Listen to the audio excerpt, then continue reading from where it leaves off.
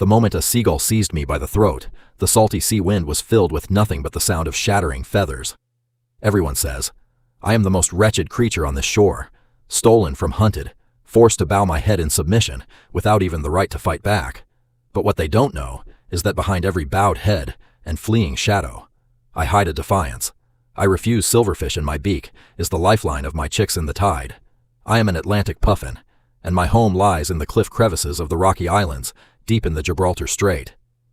Every spring, when the wind paints the cliff edges green, we cross 10,000 miles of ocean to fly back to this place, etched in our blood-dirty center to silver fish, into silver waves in the shallows.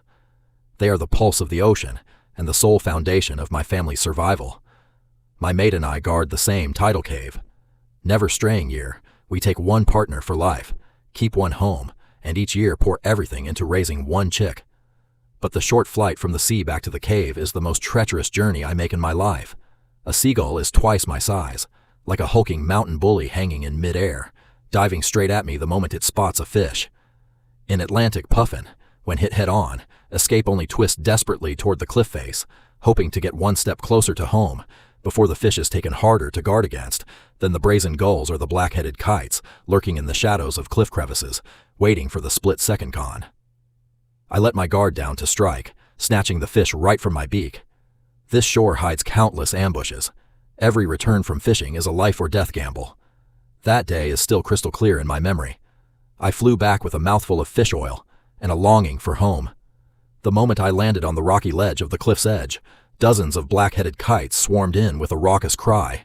They blocked my path back to the nest and clawed at my back, shrieking like needles in a lighting Fido head first into a nearby sea.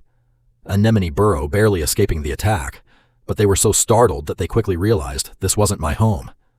The other anemones guarded the entrance, refusing to back down even one step, and the crevice deep inside was dark and cramped. I could hear my own heart, fish, and my mouth was still intact. But my baby was alone in its tidal cave crying. Every moment I lingered meant one more portion of hunger, one more second of danger, one more share of risk. Huddled between the dark rock walls, watching the shadows flicker at the cave entrance, I suddenly felt no famous father. I can't let it sit there. Hungry and waiting, I tucked my wings and burst out. Feathers scraped away as I grazed past the rocks, the pain sending tingles through my body, head down, gripping the fish tightly in my beak. I ran with everything I had toward a windtee past my ears, the sound of crashing waves sharp and deafening. My eyes were fixed on the familiar outline of that rocky crevice, and I finally made it back to my own tidal cave, protecting my baby's last hope. I used to think living with dignity meant winning every fight standing at the top of the shoreline. But I've since learned my wings are for chasing the wind and catching fish. Not for fighting, my beak is for fishing and feeding my young. Not for competing or showing off when I glide through the waves of the open ocean.